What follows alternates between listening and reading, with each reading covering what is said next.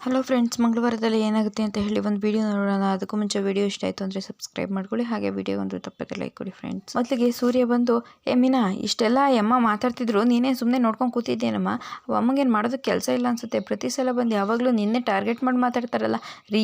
ಇವಾಗ ಅದೆಲ್ಲ ದೊಡ್ಡ ವಿಚಾರ ಮಾಡೋದು ಬೇಡ. ಅವ್ರಿಗೆ ಏನು ಅಂದಿದ್ದಾರೋ ಅದಕ್ಕೆಲ್ಲ ಸರಿಯಾಗಿ ಉತ್ತರ ಕೊಟ್ಟಿದ್ದೀನಿ.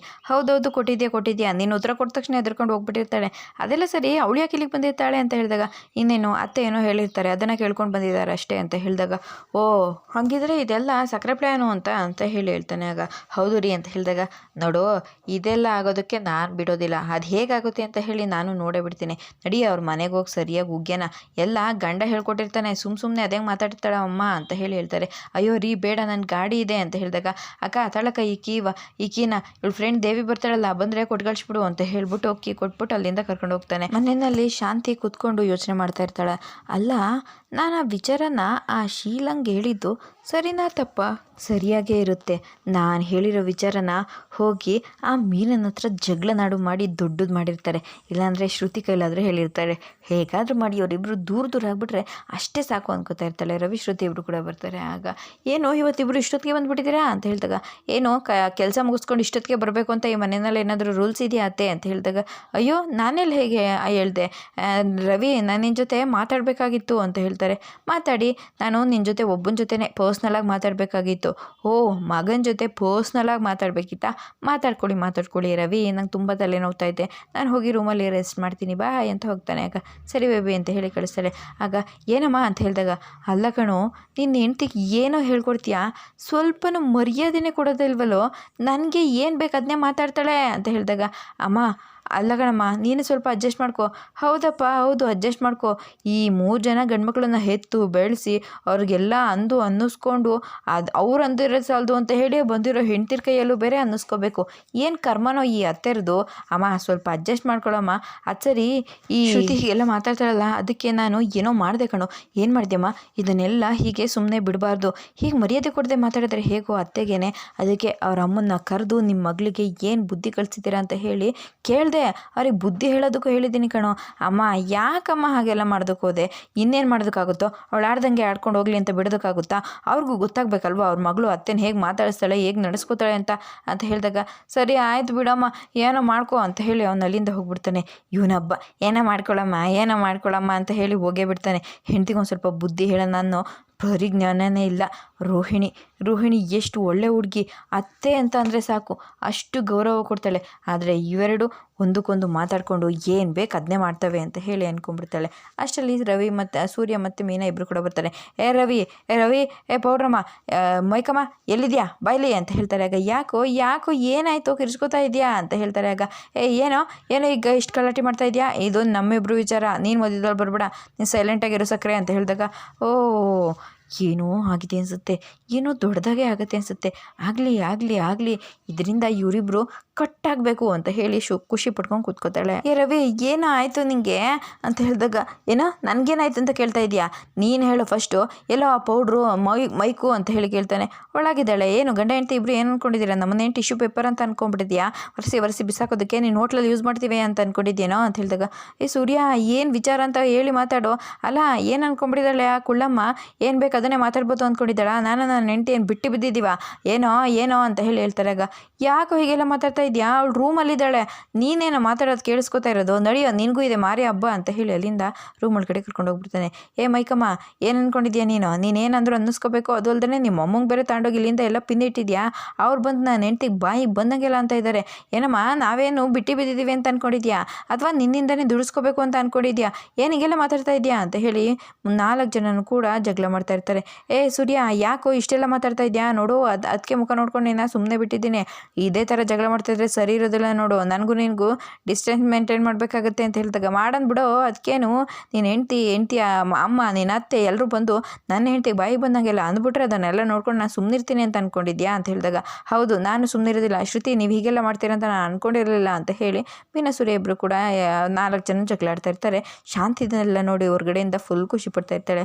ಹಬ್ಬ ಅಂತೂ ಬಾಣ ಸರಿಯಾಗಿ ತಾಕಿದೆ, 4 ಜನನ ಜಗಳಾಡ್ತಾ ಇದ್ದಾರೆ ಅಂದಮೇಲೆ ಇವರು ಇನ್ನು ಮುಂದೆ ಯಾವತ್ತೂ ಮಾತಾಡೋದು ಇರೋದಿಲ್ಲ.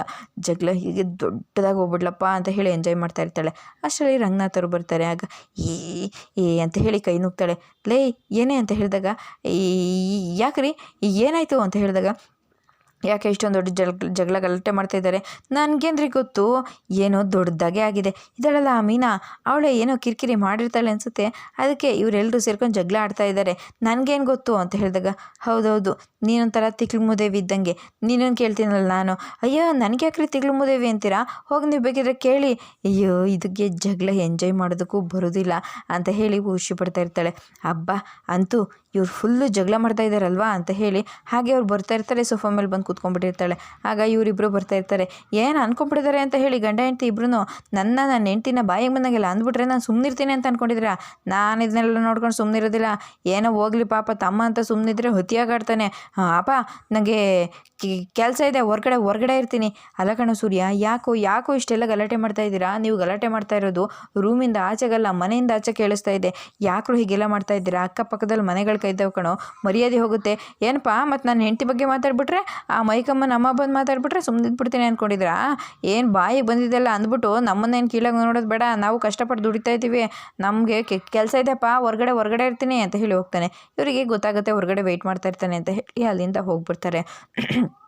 ಶಾಂತಿ ಮೀನನ್ನು ನೋಡಿ, ಹಬ್ಬ ಈಗ ಹಾಲು ಕುಡ್ದಷ್ಟು ತಣ್ಣಗಾಯ್ತಲ್ವಾ, ನಿನ್ನ ಮನಸ್ಸು ಮನೆನ ಹೊಡೆದು 3 ಭಾಗ ಮಾಡಿಬಿಟ್ಟಿಯಲ್ಲೇ ಅಂತ ಹೇಳಿದಾಗ, ಏನತ್ತೆ ಪ್ರತಿಯೊಂದಕ್ಕೂ ನನ್ನದೇ ತಪ್ಪು ಅನ್ನೋ ಥರ ಮಾತಾಡ್ತೀರಾ, ಎಲ್ಲದಕ್ಕೂ ನಾನೇ ಕಾರಣನ, ಏನೇ ಆದರೂ ಈ ಮೀನನ್ನೇ ಕಾರಣ ಅಂತ ಜಗಳ ಮಾಡ್ತೀರಾ, ಹೀಗೆಲ್ಲ ಮಾಡಿದ್ರೆ ನಾನು ಸುಮ್ಮನಿರೋದಿಲ್ಲ ಅಷ್ಟೇ ಅಂತ ಹೇಳಿದಾಗ, ಏನೇ ಮಾಡ್ತೀಯ ಮಾಯಂಕಿಣಿ, ಏನು ಮಾಡ್ತೀನಿ ಅಂತ ಕೇಳ್ತೀರಾ, ಮಾಡ್ತೀನಿ ಅಂತ ಹೇಳ್ತಾ ಇರ್ತಾಳೆ. ಅಷ್ಟರಲ್ಲಿ ಶ್ರುತಿ ಮತ್ತು ರವಿ ಇಬ್ಬರು ಕೂಡ ಬಂದುಬಿಡ್ತಾರೆ. ಏನು ನಮ್ಮ ಬಗ್ಗೆನೇ ಮಾತಾಡ್ತಾ ಇದ್ದೀರಾ ಅನಿಸುತ್ತೆ ಅಂತ ಹೇಳ್ತಾಳೆ. ಆಗ ಹೌದೌದು ನನಗೆ ಮಾಡೋದಕ್ಕೆ ಬೇರೆ ಏನು ಕೆಲಸ ಇಲ್ಲ ಅಲ್ವಾ, ಅದಕ್ಕೆ ನಿಮ್ಮ ಬಗ್ಗೆನೇ ಮಾತಾಡ್ಕೊಂಡು ಕೂತಿರ್ತೀನಿ ನಾನು ಅಂತ ಹೇಳಿ ಕೋಪ ಮಾಡ್ಕೊಂಡು ಹೋಗ್ತಾಳೆ. ನೋಡಿದೆಮ್ಮ ಶ್ರುತಿ, ಈಗಲಾದರೂ ಗೊತ್ತಾಯ್ತಾ ಅವಳು ಹೇಗೆ ಅಂತ ಹೇಳಿ. ಹೌದತ್ತೆ ತುಂಬ ಇರಿಟೇಟ್ ಮಾಡ್ತಾರೆ, ನಾನು ಇವರು ಹೀಗೆಲ್ಲ ಮಾಡ್ತಾರೆ ಅಂತ ಅಂದ್ಕೊಂಡಿರಲಿಲ್ಲ, ಇವರು ನಿಮ್ಮ ಮುಂದೆ ಯಾವತ್ತೂ ಮಾತಾಡಿಸ್ಬಾರ್ದು ಅಂದ್ಕೋತಾಳೆ. ಹೌದಮ್ಮ ಹೌದು, ನೋಡು ರೋಹಿಣಿ ಇದ್ದಾಳಲ್ಲ ಅವಳು ತುಂಬ ಸ್ಟ್ಯಾಂಡರ್ಡ್ ಲೆವೆಲು, ಅವಳು ಹೇಗಿರ್ತಾಳೆ ನೋಡು, ಯಾರು ಸವಸಕ್ಕೂ ಹೋಗೋದೇ ಇಲ್ಲ, ನೀನು ಹೋಗಿ ಇವಳು ಸಾವಾಸ ಮಾಡಿ ಹಿಂಗೆಲ್ಲ ಆಗಿದೆ ಅಷ್ಟೇ. ಏನಾಗಿದೆ ನನ್ನ ಸವಾಸಕ್ಕೆ, ಏನಾಗಿದೆ, ನಾನೇನು ಮಾಡಿದ್ದೀನಿ, ಅಯ್ಯೋ ಯಾಕೆ ಹಿಂಗೆ ಮೇಲ್ಗಡೆನೇ ಬರ್ತಾ ಇದೆಯಾ ಗುಂಗುರುದೇವಿ ಅಂತ ಹೇಳ್ತಾಳೆ. ನಾನಲ್ಲ ನೀ ಅಂತ ಅಂದ್ಬಿಟ್ಟು ಹೋಗ್ತಾ ಇರ್ತಾಳೆ. ಅಲ್ಲ ಅತ್ತೆ ನನ್ನ ಮರ್ಯಾದೆನ ಕೊಡದೆ ಹೆಂಗೆ ಮಾತಾಡ್ತಾಳೆ ನೋಡಮ್ಮ ಅಂತ ಹೇಳಿದಾಗ, ಹೌದತ್ತೆ ಇವ್ರಿಗೆ ಕೊಬ್ಬು ತುಂಬ ಜಾಸ್ತಿ ಆಗಿದೆ ಅನಿಸುತ್ತೆ ಅಂತ ಹೇಳಿದಾಗ, ಹೌದೌದು ಕೊಬ್ಬು ತುಂಬ ಜಾಸ್ತಿ ಆಗಿದೆ, ಯಾಕೆ ಹೇಳು 3 ಹೊತ್ತು ಎಲ್ರಿಗೂ ಬೇಯಿಸ್ಕೊಂಡು ಕೂತಿರ್ತೀನಲ್ವಾ ಅದಕ್ಕೆ ಅಂತ ಹೇಳಿ ಹೊರಟ್ಬಿಡ್ತಾಳೆ. ಹಬ್ಬ ಏನು ಮಾತಾಡ್ತಾಳೆ ಇವಳು ಅಂತ ಹೇಳಿದಾಗ ಶ್ರುತಿ ರವಿ ಕೂಡ ಹೋಗ್ತಾರೆ. ಹಬ್ಬ ಅಂತೂ ಇವರಿಬ್ಬರು ಜಗಳಾಡ್ಬಿಟ್ರು, ಇನ್ನು ಮುಂದೆ ಯಾವತ್ತೂ ಇವ್ರು ಒಂದಾಗೋದಿಲ್ಲ, ಇದೇ ಖುಷಿಗೆ ಪಕ್ಕದ ರೋಡಲ್ಲಿರೋ ಅಂಗಡಿಗೆ ಹೋಗಿ ಒಂದು ಅರ್ಧ ಲೀಟ್ರ್ ಬಾದಾಮಿ ಹಾಲು ಕುಡಿದ್ಬಿಡ್ತೀನಿ, ಆತ್ಮಕ್ಕಾದ್ರೂ ಶಾಂತಿ ಸಿಗುತ್ತೆ ಅಂತ ಹೇಳಿ ಹೋಗ್ತಾಳೆ. ಈ ಕಡೆ ಸೂರ್ಯ ಬರ್ತಾನೆ, ಅಲ್ಲಿ ರಂಗನಾಥ್ ಅವರು ಬರ್ತಾರೆ. ಏನೋ ಇದೆಲ್ಲ ಮನೆ ಕಣಪ್ಪ ಇದು, ನೀವೇನೋ ಜಗಳಾಡ್ತೀರಾ ಸರಿ ಒಪ್ಕೋತೀನಿ, ಆ ಮೀನಾ ಮನೆಯವರೆಲ್ಲರೂ ಕೂಡ ಒಟ್ಟಿಗೆ ಇರಲಿ ಅಂತ ಹೇಳಿ ಏನೇ ಆದರೂ ಎಲ್ಲನೂ ಸಹಿಸ್ಕೊಂಡು ಹೋಗುವಂತಹ ಮಗು, ಅವಳು ಇವತ್ತು ಜಗಳಾಡ್ತಾ ಇದ್ದಾಳೆ ಅಂತಂದರೆ ಏನೋ ಇದಕ್ಕೆಲ್ಲ ಕಾರಣ. ಅಯ್ಯೋಪ್ಪ ಹಂಗೆಲ್ಲ ಏನಿಲ್ಲ, ನಾನು ತಲೆ ಕೆಡಿಸ್ಕೊಬಿಡಪ್ಪ, ಏನಿಲ್ಲ ಅಂತಂದರೆ ಯಾಕೋ ಹಿಂಗೆಲ್ಲ ಜಗಳಾಡ್ತೀರಾ, ಯಾವ ಕಾರಣಕ್ಕೆ ಜಗಳಾಡಿದ್ರಿ, ಅದು ಏನು ಅಂತ ನನಗೆ ಅರ್ಥ ಆಗೋ ಥರ ಹೇಳು. ಅಯ್ಯೋ ಅಪ್ಪ ಇದೆಲ್ಲ ಜಗಳಾಡಿರೋದೆಲ್ಲ ಒಂದು ಡ್ರಾಮಾ ಅಂತ ಹೇಳ್ತಾರೆ. ಏನೋ ಡ್ರಾಮನಾ, ಏನೋ ಇದೆಲ್ಲ ಅಂತ ಹೇಳಿದಾಗ, ಮತ್ತಿನ್ನೇನು ನಮ್ಮ ಮನೇಲಿ ಮೀನು ಅಂದ್ಕೊಂಡ್ರೆ ತುಂಬ ಇಷ್ಟಪಡೋರು ಯಾರು ಹೇಳು, ನೀನು. ಅಯ್ಯೋ ನನ್ನನ್ನು ಬಿಟ್ಟು ಕಣಪ್ಪ, ತಂಗಿ ಅಂತ ಇಷ್ಟಪಡ್ತಾಳಲ್ಲ ಶ್ರುತಿ ಅಂತ ಹೇಳಿದಾಳೆ. ಹೌದು ಶ್ರುತಿ ಮೀನಾ ಇಬ್ಬರು ಖುಷಿಯಾಗಿರೋದು ಅಕ್ಕ ತಂಗಿ ಅಂತ ಹೇಳಿ ಜೊತೆಗಿರೋದನ್ನು ಕಂಡು ನಮ್ಮ ಶಾಂತಿ ಇದೆಯಲ್ಲ, ಶಾಂತಿ ಹೊಟ್ಟೆ ಕಿಚ್ಚಾಗಿ ಉರಿ ಆಗಿಬಿಟ್ಟಿದೆ, ಅದಕ್ಕೆ ಫೈರ್ ಸ್ಟೇಷನ್ಗೆ ಫೋನ್ ಮಾಡಿತ್ತು. ಏನೋ ಫೈರ್ ಸ್ಟೇಷನಾ, ಅದೇನು ಅಂತ ಬಿಡಿಸಿ ಹೇಳ್ಬಾರ್ದೇನೋ. ಹೇಳ್ತೀನಿ ಅಂದರೆ ಶ್ರುತಿ ಅವರ ಅಮ್ಮಂಗೆ ಫೋನ್ ಮಾಡಿ ಹಿಂಗೆ ಅಂತ ಹೇಳಿ ಎಲ್ಲ ಹೇಳ್ಬಿಟ್ಟಿದೆ. ಆ ಮೀನಾ ಶ್ರುತಿನ ಜೊತೆಗೆ ಸೇರಿಸ್ಕೊಂಡು ಹಾಳು ಮಾಡ್ತಾ ಇದ್ದಾಳೆ, ನನಗೆ ಮರ್ಯಾದೆನೇ ಕೊಡೋದಿಲ್ಲ ಹಂಗೆ ಹಿಂಗೆ ಅಂತ ಹೇಳ್ಕೊಟ್ಟಿದ್ದೆ. ಆ ಅಮ್ಮ ಅದನ್ನೇ ತೊಗೊಂಡು ಬಂದು ಮೀನಿಗೆ ಬಾಯಿಗೆ ಬಂದಂಗೆ ಬೈದಿದೆ. ಚಿ ಆ ಅಮ್ಮಂಗೆ ಸ್ವಲ್ಪ ತಾಳ್ಮೆನೂ ಇಲ್ಲ, ಬುದ್ಧಿನೂ ಇಲ್ಲ ಕಣೋ, ಹೊಲ್ಸು ಬುದ್ಧಿ ಆ ಅಮ್ಮಂದು ಅಂತ ಹೇಳಿದಾಗ, ಅದೇ ಕಣಪ್ಪ ಆಗಿರೋದು, ಅದಕ್ಕೆ ನಾನು ಅದೇ ಕೋಪದಲ್ಲಿ ಅವಳಿಗೆ ಸರಿಯಾಗಿ ಬುದ್ಧಿ ಕಲಿಸ್ಬೇಕು ಅಂತ ಹೋಗ್ತಾ ಇದ್ದೆ. ಏನೋ ನೀನು ಮತ್ತೆ ಇದೇ ಥರ ಮಾಡ್ತೀಯಾ, ಆ ಅಮ್ಮ ಇಷ್ಟುದ್ದ ಇದ್ದದನ್ನು ಆಕಾಶದಷ್ಟುದ್ದ ಮಾಡಿಬಿಟ್ಟು ಜಗಳ ಮಾಡಿಸ್ಬೇಕು ಅಂತಲೇ ಇಷ್ಟೆಲ್ಲ ಆಡುತ್ತೆ ಕಣೋ. ಹೌದಪ್ಪ ಇದೇ ಮಾತನ್ನು ನನಗೂ ಮೀನಾ ಹೇಳಿದ್ದು ಅಂತ ಹೇಳ್ತಾಳೆ. ಏನೋ ಹೇಳ್ತಾ ಇದೆಯಾ, ಹೌದಪ್ಪ ಕಾರಲ್ಲಿ ಹೋಗ್ತಿರ್ಬೇಕಿದ್ರೆ ಅಂತ ಹೇಳಿ ನೆನೆಸ್ಕೋತಾನೆ. ಕಾರಲ್ಲಿ ಮೀನಾ ಕೂತ್ಕೊಂಡು ಯಾಕೆ ಇಷ್ಟೊಂದು ಕೋಪ ಮಾಡ್ಕೊಂಡಿದ್ದೀರಾ, ಇನ್ನೇನೇ ಮಾಡೋದು, ಅವ್ರು ಬಾಯಿಗೆ ಬಂದಿದ್ದೆಲ್ಲ ಮಾತಾಡಿದ್ರೆ ಅನ್ಸ್ಕೊಂಡು ಸುಮ್ಮನೆ ಇರಬೇಕಾ, ನಾನು ಸರಿಯಾಗಿ ಉತ್ತರ ಕೊಟ್ಟಿದ್ದೀನಿ ಬಿಡ್ರಿ ಅಂತ ಹೇಳ್ತಾರೆ. ಅದಕ್ಕೆ ಅದನ್ನೆಲ್ಲ ಅನ್ಸ್ಕೊಂಡು ಸುಮ್ಮನೆ ಇರೋದಕ್ಕೆ ನಾನಾಗೆಲ್ಲ ಬಿಡೋದಿಲ್ಲ, ಅವ್ರ ಗಂಡ ಹೆಂಡ್ತಿ ಇಬ್ಬರಿಗೂ ಬುದ್ಧಿ ಕಲಿಸ್ಕೊಡ್ತೀನಿ ರೀ, ತಪ್ಪು ಅವ್ರದ್ದಲ್ಲ ರೀ, ಅತ್ತೆ ಹೇಳ್ಕೊಟ್ಟಿರೋ ಮಾತಿದು ಅಂತ ಹೇಳ್ತಾರೆ. ಏನು ಹೇಳ್ತಾ ಇದೆಯಾ, ನಾನು ಶ್ರುತಿ ತುಂಬ ಚೆನ್ನಾಗಿದ್ದೀವಲ್ವಾ, ಅದನ್ನು ಅವರಿಗೆ ಸಹಿಸ್ಕೊಳ್ಳೋದಕ್ಕಾಗಿಲ್ಲ, ಅದಕ್ಕೆ ಅತ್ತೆ ಅವರಿಗೆ ಹೇಳ್ಕೊಟ್ಟು ಜಗಳ ಮಾಡಿದರೆ ದೂರ ಮಾಡ್ಬೋದು ಅಂತ ಇದ್ದಾರೆ, ಅದಕ್ಕೆ ನಾವೀಗ ಸುಮ್ಮನಿರ್ಬೇಕಾ? ಸುಮ್ಮನಿರೋದೇನು ಬೇಡ ರೀ. ನಾವಿಬ್ಬರು ಅತ್ತೆ ಎದುರುಗಡೆ ಜಗಳ ಆಡಿದ್ರೆ ಸಾಕು, ಅವ್ರು ನಾವಿಬ್ಬರು ಜಗಳ ಮಾಡ್ತಾ ಇದ್ದೀವಿ ಅಂತ ಹೇಳಿ ಖುಷಿಯಾಗಿದ್ಬಿಡ್ತಾರೆ. ಅಲ್ಲ ಕಣೆ, ಖುಷಿಯಾಗಿರ್ಬೇಕು ಅಂತಂದರೆ ಏನಾದ್ರು ಹೇಳಿ ಖುಷಿ ಪಡಿಸ್ಬೋದು, ಅದನ್ನ ಬಿಟ್ಟು ಜಗಳಾಡೆ ಅಂತ ಹೇಳಿದಾಗ ಹೌದು ರೀ ನಾವಿಬ್ಬರು ಚೆನ್ನಾಗಿ ಮಾತಾಡ್ತಾ ಇಲ್ಲ, ಜಗಳ ಮಾಡ್ಕೊಂಡಿದ್ದೀವಿ, ಕೋಪ ಮಾಡ್ಕೊಂಡಿದ್ದೀವಿ ಅಂದರೆ ಅವ್ರು ಆರಾಮಾಗಿರ್ತಾರೆ ಅಂತ ಹೇಳಿದಾಗ ಓ ಹಂಗಾ, ಅದಕ್ಕೆಪ್ಪ ನಾವು ಬಂದ್ಬಿಟ್ಟು ಮನೆ ಒಳಗಡೆ ಜಗಳ ಮಾಡಲಿಲ್ಲ, ಬಿಸ್ಕೆಟ್ ಕುರ್ಕುರೆ ಎಲ್ಲ ತಿನ್ಕೊಂಡು ಸುಮ್ಮನೆ ವಾದ ಮಾಡ್ತಿದ್ದು ಅಷ್ಟೇ ಅಂತ ಹೇಳ್ತಾರೆ. ಏನೋ ಇದೆಲ್ಲ ಅಂತ ಹೇಳಿದಾಗ ಹೌದಪ್ಪ, ಪ್ರತಿಯೊಬ್ಬರು ಮನೆಯಲ್ಲಿ ಮಕ್ಕಳು ಚೆನ್ನಾಗಿರಬೇಕು ಅಂತ ಹೇಳಿ ಎಲ್ಲ ಆಸೆ ಪಟ್ಟರೆ ನಮ್ಮ ಮನೆಯಲ್ಲಿ ಜಗಳ ಆಡಬೇಕು ಅಂತ ಸಕ್ಕರೆ ಆಸೆ ಪಡುತ್ತೆ. ಅದಕ್ಕೆ ಸಂತೋಷ ಆಗಲಿ ಅಂತ ಹೇಳಿ ನಾವೇ ಒಳಗಡೆ ಕೂತ್ಕೊಂಡು ಸಕ್ಕರೆ, ಕಡಲೆಬೀಜ, ಖಾರ ಎಲ್ಲನೂ ತಿಂದ್ಕೊಂಡು ಸುಮ್ಮನೆ ಹಂಗೆ ವಾದ ಮಾಡ್ದೋ ಅಂತ ಹೇಳಿ ಹೇಳ್ತಾಳೆ. ಅಯ್ಯೋ ಎಂಥ ಮನೆನೋ ಇದು, ಮಕ್ಕಳೆಲ್ಲ ಖುಷಿಯಾಗಿರಬೇಕು ಅಂತ ಬಯಸೋ ಈ ಕಾಲದಲ್ಲಿರೋ ಅತ್ತೆರು ಇವಳು ಒಬ್ಬಳೆ ಕಣೋ ಹೀಗೆಲ್ಲ ಮಾಡೋದು. ಭಗವಂತ ರಂಗನಾಥ ನೀನೇ ಕಾಪಾಡಪ್ಪ ಅಂತ ಹೇಳಿ ಅಲ್ಲಿಂದ ಹೊರಟ್ಬಿಡ್ತಾರೆ. ಇದಿಷ್ಟು ಮಂಗಳವಾರದ ವಿಡಿಯೋ ಇಷ್ಟ ಆಯಿತು ಅಂದರೆ ಸಬ್ಸ್ಕ್ರೈಬ್ ಮಾಡ್ಕೊಳ್ಳಿ, ಹಾಗೆ ಒಂದು ಲೈಕ್ ಕೊಡಿ ಫ್ರೆಂಡ್ಸ್.